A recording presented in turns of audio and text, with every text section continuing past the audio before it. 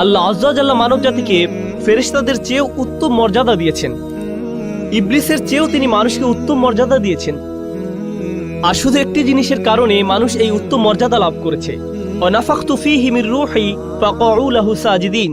আল্লাহ যখন মানুষের ভেতরে রূহ ফুঁকে দিলেন, শরীরকে সুন্দর করে সৃষ্টি করা হয়েছে, কিন্তু যে রূহ আল্লাহ মানুষের ভেতরে ফুঁকে দিয়েছেন, যে আত্মা আল্লাহ আপনার ভেতরে ফুঁকে দিয়েছেন, যে ভালো গুণগুলো তিনি আপনাকে দিয়েছেন, সেটাই আপনাকে বেশি সৌন্দর্যমণ্ডিত করেছে আল্লাহর যে কোনো সৃষ্টির চেয়ে। সেটাই আপনাকে অন্যদের থেকে পৃথক করেছে। শয়তান তা জানে, আর তাই সে মানুষের শারীরিক সৌন্দর্যকে কাজে লাগিয়ে তাদের আত্মিক সৌন্দর্যকে কুৎসিত করতে চাইবে। এটাই তার লক্ষ্য। পরস্পরের সম্মুখে উলঙ্গ না হওয়াটা আদম সন্তানের প্রকৃতিতেই আছে। পোশাক পরিচ্ছদ পরে থাকা, নিজেদের লজ্জা ঢেকে রাখা, এটা আদম সন্তানের সহজাত প্রকৃতিতে স্থাপন করে দেয়া হয়েছে।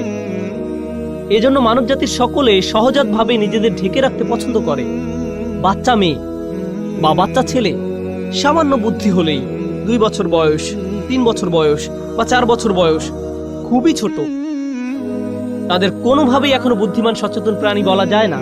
কিন্তু মা জামা পরানোর সময় বাবা যদি সামনে এসে যায়, তারা লজ্জিত হয়ে পড়ে, তারা কম্বলের নিচে লুকিয়ে পড়ে। আল্লাহ মানব জাতির ভেতরে প্রাকৃতিকভাবেই লজ্জার চেতনা স্থাপন করে দিয়েছেন। কিন্তু তখন কি হয়, যখন শয়তান কুমন্ত্রণার পর কুমন্ত্রণা দিতে থাকে, সেই কুৎসিত সবকিছুকে মানুষের নিকট সুন্দর হিসেবে উপস্থাপন করে। ওয়াযায়্যানা লাহুমুশ শাইতানু আ'মালাহুম। শয়তান তাদের কাজগুলোকে তাদের নিকট সুন্দর হিসেবে উপস্থাপন করে। ঈমান থাকলে, বিশ্বাস থাকলে, আল্লাহ যাকে কুৎসিত বলেছেন আমরাও তাকে কুৎসিত মনে করি, আল্লাহ যাকে সুন্দর বলেছেন আমরাও তাকে সুন্দর মনে করি। কিন্তু যদি শয়তানকে আপনার অন্তরে প্রবেশ করতে দেন, যে জিনিসগুলো কুৎসিত মনে হওয়ার কথা ছিল তাই আপনার কাছে সুন্দর মনে হওয়া শুরু করবে।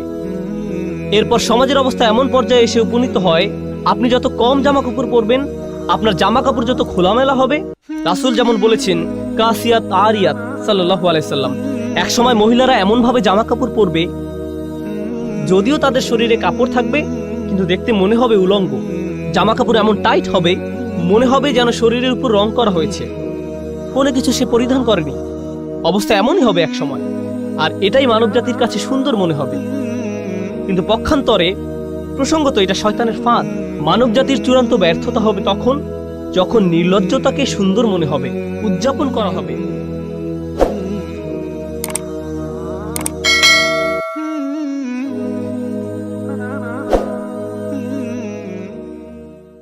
আল্লাহ আয্যা ওয়া জাল্লা এই শরীরকে সুন্দর করে সৃষ্টি করেছেন।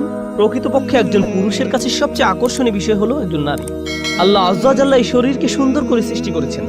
যুয়্যিনা লিন-নাসি হুব্বুশ শাহাওয়াতি মিনান নিসা।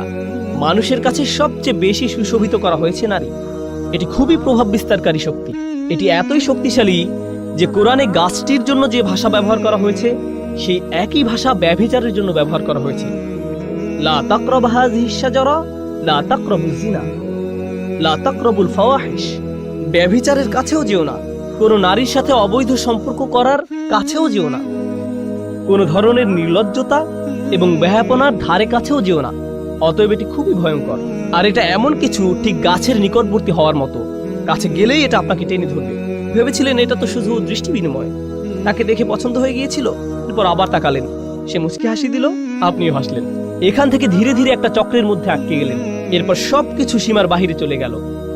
কিছু বুঝে ওঠার আগেই এমন কিছুতে আটকে গেলেন, বুঝতেও পারছেন না কিভাবে বের হবেন। সুতরাং কাছে না যাওয়ার উপদেশটি উত্তম একটি উপদেশ, কারণ আপনি জানেন না কোথায় থামতে হবে। কিছু দূর অগ্রসর হওয়ার পর আর থামতে পারেন না। তো আল্লাহ আয্যা ওয়া জাল্লা বর্ণনা করেন, যখন মানুষ আল্লাহর অনুমোদিত পথের বাহিরে গিয়ে একে অন্যের নিকট লজ্জাস্থান প্রকাশ করে দেয়, এটাই তখন চূড়ান্ত কদর্যতা, এটাই তখন মানুষের চূড়ান্ত কুৎসিত রূপ। পুরুষ এবং নারীর সুন্দর একটি ভালোবাসার সম্পর্ক থাকার কথা। আল্লাহ আমাদের সুন্দর করে সৃষ্টি করেছেন যেন আমরা একে অন্যের প্রতি আকৃষ্ট হই। এরপর তিনি একটি ব্যবস্থাপনা তৈরি করলেন, যার মাধ্যমে এই সম্পর্কটি বৈধতা পাবে। বিয়ের মাধ্যমে এই সম্পর্কটি বৈধতা পাবে। মানুষ যখন বিপরীত লিঙ্গের প্রতি আকর্ষণের কারণে এই সম্পর্কটি স্থাপন করতে চায়, কিন্তু এমন পন্থায় যা আল্লাহর নিকট অনুমোদিত নয়, তখন সে একই সম্পর্কটি যা সৌন্দর্যের কারণে তৈরি হয়েছিল, আকর্ষণের কারণে তৈরি হয়েছিল, সেই একই সম্পর্কটি তখন কুৎসিত রূপ ধারণ করে। আর এটা শুধু শারীরিক কদর্যতা নয়। কেউ এটা শোনার পর ভাবতে পারে, আমার একটা মেয়ে বন্ধু আছে, সে সুন্দর, আমি বুঝতে পারছি না কিভাবে সে কুৎসিত হয়ে গেল কুরআন নাজিল হওয়ার পর। আমি এটা নিয়ে কথা বলছি না। আপনার ভেতরে এক ধরনের কদর্যতা আছে। আপনার ভেতরের ভালো সত্তাটি ধীরে ধীরে মৃত্যুর দিকে ধাবিত হয়। তখন মানুষকে শুধু শারীরিক দিক থেকে সুন্দর করে সৃষ্টি করা হয়নি, মানুষকে চরিত্রের দিক থেকে সুন্দর করে সৃষ্টি করা হয়েছে। আর আপনি যখন অবৈধ একটি সম্পর্কে জড়িয়ে পড়েন, তখন আপনার ভেতরে যে সৌন্দর্যগুলো ছিল, আল্লাহ আপনাকে যে সৌন্দর্যগুলো দান করেছিলেন, তার থেকে কিছু কিছু তখন আপনার কাছ থেকে পালাতে শুরু করে। আপনার ভেতর থেকে টেনে হিঁচড়ে বের করে ফেলা হয়। ফলে দেখবেন, যখন কোনো যুবক ছেলে কোনো মেয়ের সাথে অবৈধ সম্পর্কে জড়িয়ে পড়ে, বা কোনো মেয়ে কোনো ছেলের সাথে, তখন লক্ষ্য করবেন তারা দিন দিন তাদের পিতামাতার সাথে বদমেজাজি আচরণ থেকে আরো বেশি বদমেজাজি আচরণ করতে থাকে। তাহলে দেখা যাচ্ছে এই সম্পর্কটি তাদের জীবনের অন্যদিকে কদর্যতা নিয়ে এসেছে।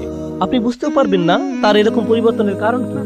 এটাই হলো সাওয়া বা কদর্যতা। প্রসঙ্গত, কুৎসিতের আরবি হলো কবাহা, এটা কাবিহ, এটা কুৎসিত। তাহলে সাওয়া অর্থ কি? আরবিতে সাওয়া মানে লাশ। লাশ দেখা মানুষের দৃষ্টিতে খুবই অস্বস্তিকর এবং কদর্য। এর দুর্গন্ধ, আকৃতি, গলে পচে যাওয়া মাংস, চামড়া, এর সর্বোচ্চ পোকামাকড়, এর সবকিছুই আমাদের চিন্তায় খুবই অসহ্য। এই চিত্রটি আল্লাহ আয্যা ওয়া জাল্লা তুলে ধরেছেন। অন্য কথায়, আপনার শরীর জীবনী শক্তিতে পরিপূর্ণ, কিন্তু আপনার আত্মার মৃত্যু ঘটেছে।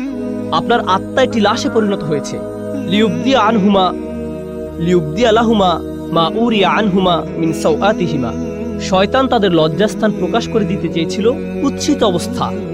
সে তাদের ভালো দিক দূর করে দিতে চেয়েছিল।